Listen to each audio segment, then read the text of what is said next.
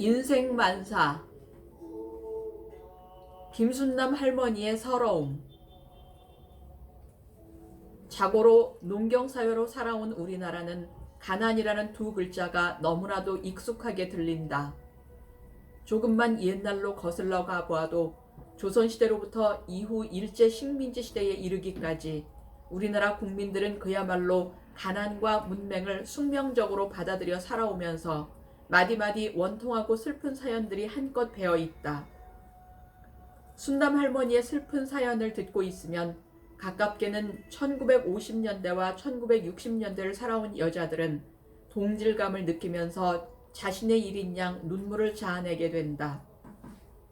김순남 할머니는 집이 너무나 가난하여 자라면서 교육 혜택도 못 받으셨고 19살이 되어서는 이웃마을 최상필이라는 남자와 결혼을 했다.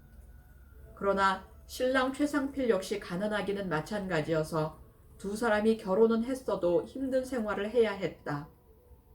이때는 6.25 전쟁으로 우리나라 전국이 폐허가 된 지경이라 가난은 흉이 아닌 일상적인 것으로 여겨야 했지만 이들 부부는 젊음을 재산으로 알고 열심히 살았다. 그런데 결혼 후 6개월이 될 즈음 신랑 최상필은 감기 증세로 몸져 눕더니 몇 날을 지나도록 상필은 점점 고열에 시달렸다. 그때는 병원이 멀기도 하거니와 웬만해서는 병원 갈 엄두조차도 감히 낼 수 없고 기껏해야 읍내에 나가서 약방에서 해열제를 사다 먹는 외에는 민간요법으로만 병을 다스려야 했다. 병명을 모르는 상필은 급성이 되어 자리에 누운 지 20여일 만에 세상을 떠났다. 순남의 숙명적인 비유는 이제부터 시작되고 있었다. 남편을 잃은 순남의 뱃속에서는 새 생명이 자라고 있었고 임신한 몸으로 살아가는 하루하루가 고생이었다. 끼니를 때울 양식도 떨어져가고 불을 뗄 나무도 없는데 불러오는 배 때문에 산에 가서 나무를 해올 수도 없었다. 하루하루 숨쉬고 살아간다는 그 자체가 고역이었다. 차라리 남편을 따라 죽었더라면 오죽이나 좋았으련만 자신과 뱃속에 있는 것까지 살아있는 두 목숨을 끊는다는 것은 너무나 어려웠다. 밥을 자주 굶어서 영양실조로 얼굴은 누렇게 뜨고 몸도 여기저기 아픈 곳이 나타나 하는 수 없이 죽기만을 기다려야 했다. 그러자 때마침 이웃에서 중매가 들어왔다.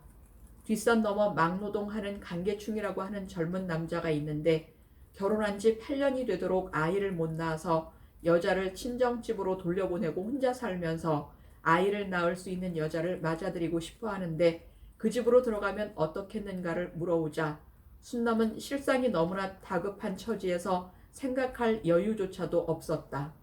당장 가겠다고 승낙하고 만삭이 되어가는 몸으로 강계충의 집으로 들어갔다. 이렇게 되자 밥은 먹고 살아가게 되었지만 문제는 뱃속에 있는 아이다. 강계충이 순남의 과거는 이미 들어서 알고 있는 터라 문제 삼지 않았지만 지금 뱃속에 있는 전 남자의 아이는 절대로 받아들일 수가 없다 하여 넘기 어려운 난관에 봉착하게 되어 암담할 뿐 해결 방법이 좀처럼 나오질 않았다. 그렇다고 계충의 집에서 다시 나가자니 나가면 당장에 밥을 굶을 처지다. 속된 말로 목구멍이 포도청이라 그럴 수도 없었다. 아무리 애원하고 백골이 되도록 계충의 집안을 위해 온갖 정성을 다하겠다고 다짐까지 해보았으나 전 남편의 아이만은 절대로 못 받아들이겠다고 요지부동이어서 순남은 계충이 야속하기만 했다. 그래도 친정의 노부모님들께서 어렵게 살긴 하지만 순남의 핏덩이 애를 봐줄 수는 있기에 최후의 방책으로 남편 강계충과 살면서도 친정 노부모님 댁에서 출산을 한 후 매일같이 산 너머 아랫마을에 아기를 살피러 가야만 했다. 혹한의 삶 속에서도 세월은 흘러 순남은 1년 만에 딸아이 하나를 낳았고 딸아이가 젖을 뗄 무렵 아장아장 걷기 시작하자 남편의 마음도 좀 누그러졌는지 순남의 친정집에 있는 아이를 데려오도록 허락했다. 비로소 한숨 돌린 순남은 이후 딸 하나와 아들 둘을 더 낳았으나 남편 강계충은 순남의 전 남편 자식을 호적에 올려줄 생각을 전혀 하지 않았고 김순남 자신도 혼인신고가 되지 않아 어찌 보면 씨바지나 다름없는 처지로 전락한 신세가 되어버렸다. 더구나 아이 못 낳는다는 남편의 본처가 살아있어서 간계충의 호적 정리는 변할 줄을 몰랐다. 모든 일은 되돌릴 수 없고 자책하며 가슴을 치고 땅을 친들 남편의 마음이 변하지 않고서는 김순남 자신의 팔자를 돌려놓을 수가 없었다. 죽고 싶도록 살아간다는 것이 짐스럽고 괴로웠지만 순남은 무엇보다도 사생아가 되어버린 전 남편의 자식을 두고 죽는다 해도 눈이 감아지지 않을 것만 같았다. 급기야 남편 간계충은 무정하게도 뒤엉킨 실타래를 풀어주지도 않은 채 술을 많이 마신 때문인지 간경화로 투병 생활을 하다가 끝끝내 1년 만에 세상을 떠나고 말았다. 순남은 그를 모르는 까막눈이라 무엇을 어떻게 해야 할지를 모르고 망연자실한 채 모든 걸 하늘에만 맡기고 있었다.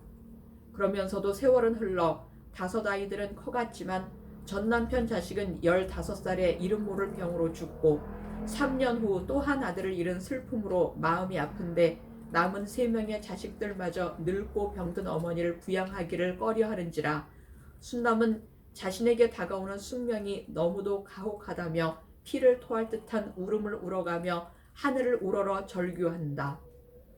이제 90이 다 된 김순남 할머니는 한평생 살아온 세월이 야속할 뿐 일생 동안 눈물로만 살아온 세월이 한스럽고 원망스럽다며 지금까지 흘린 눈물로만도 강을 이루고 남는다면서 지나온 세월의 서러움에 또 울고 있다.